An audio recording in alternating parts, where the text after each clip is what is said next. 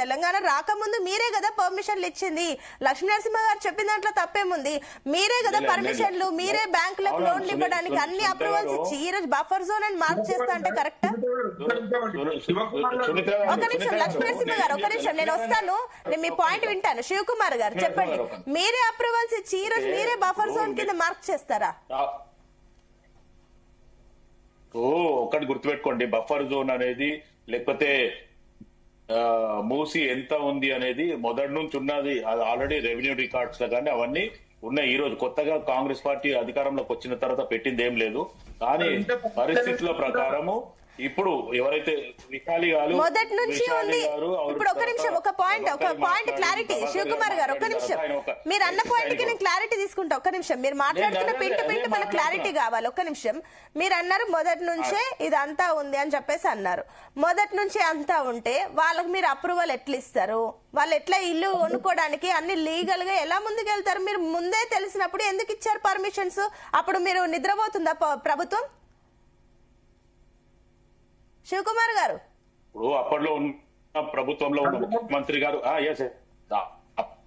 ప్రభుత్వంలో ముఖ్యమంత్రి లక్ష్మీనరసింహ గారు ఒక్క నిమిషం అండి, మీరు ఇంటరాక్ట్ అవ్వడం వల్ల ఆయన వాయిస్ బ్రేక్ అవుతుంది. ఒక్క నిమిషం, నేను మీ దగ్గరకు వస్తాను. ఇందాక మీ దగ్గర నేను 5-6 నిమిషాలు మీ పాయింట్స్ విన్నాను, మళ్ళీ వస్తాను మీ దగ్గరికి. శివకుమార్ గారు, మీరు నేను అడిగిన దానికి జవాబు చెప్పండి. సునీత గారు వాయిస్ ఓకే కదా? ఓకే, చెప్పండి. క్లియర్ ఉందా? ఎస్, క్లియర్ ఉంది, చెప్పండి. వాయిస్ క్లియర్ ఉంది కదా నాది? ఎస్ అండి, చెప్పండి.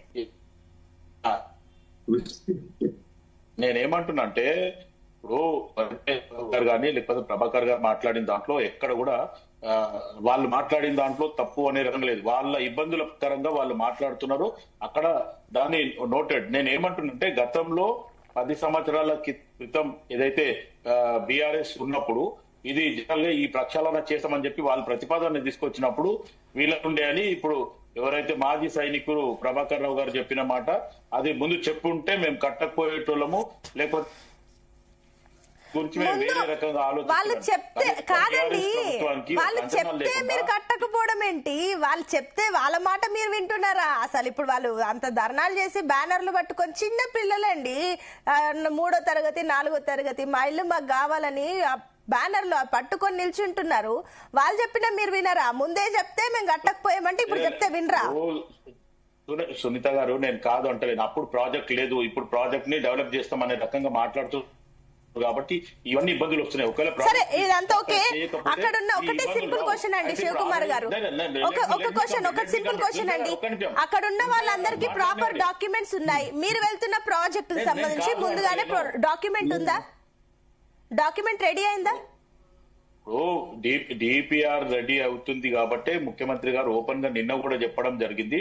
డిపిఆర్ అంటే మొత్తానికి ఆ detail project report, particular area నుంచి పర్టికులర్ ఏరియా అంటే ఎన్ని కిలోమీటర్స్ లేకపోతే ఎంత ఏరియా డెవలప్ చేస్తుంటారు, అదే మొత్తానికి ఎక్కడైతే మూసి స్టార్ట్ అయిందో అక్కడ నుంచి ఎండ్ వరకు ఒకటేసారి ఏం చేయరు కాబట్టి అది చేస్తారు కాబట్టి ఆ ఏరియా ఎంత తీసుకుంటున్నారు ఆ ఏరియా మీద చేస్తారనే రకంగా ముఖ్యమంత్రి రేవంత్ రెడ్డి గారు మాట్లాడడం. అయితే దానికి ఈ రోజు ప్రజా సమస్యలు, ప్రజలకున్న ఇబ్బందులని అది కూడా పరిగణనలోకి తీసుకోవాలని చెప్పి నేను అదే కాంగ్రెస్ పార్టీ స్పోక్స్ పర్సన్ గా కూడా నేను కూడా చెప్పడం జరుగుతుంది. ప్రభాకర్ గారు ఒక రిక్వెస్ట్ చేశారు అనే రకంగా మాట్లాడుతున్నారు. ప్రభాకర్ గారు ఒక రిక్వెస్ట్ చేశారు శివకుమార్ గారు, ఏంటి అంటే కూడా ఫస్ట్ మీరు మూసీ నది శుద్ధి చేయండి, ఆ తర్వాత సుందరీకరణ దగ్గరికి రావచ్చు కదా. ఇంకొకటి, మీరు మూసీ నదిని డైవర్ట్ కూడా చేయొచ్చు. చాలా మట్టుకు పక్కన డిఫెన్స్ ల్యాండ్ ఖాళీగా పడి ఉంది, అది దాన్ని యూజ్ చేసుకోవచ్చు కదా. ఆ రకంగా మీరు ప్రణాళికలు చేసుకోక ఎక్స్ ఆర్మీ పర్సన్ అయినా వాళ్ళు అలాంటి వాళ్ళ పర్సన్స్ సంబంధించి సజెషన్స్ కూడా తీసుకోదా ప్రభుత్వం? మీకు నచ్చిన రూట్ లో మీరే వెళ్ళిపోతారా? ఇంకొకటి, సీఎం రేవంత్ రెడ్డి ఒక మాట క్లియర్ గా అన్నారు, సరే నేను దాన్ని ఏకీభవిస్తా, మూసీ నది శుద్ధి కాకుండా హైదరాబాద్ డెవలప్మెంట్ ఎలా జరుగుద్ది? సో నేను కూడా ఈ పాయింట్ ని ఏకీభవిస్తా. అది శుద్ధి కాకపోతే ఎట్లా జరుగుతుంది? శుద్ధి చేయాల్సిందే.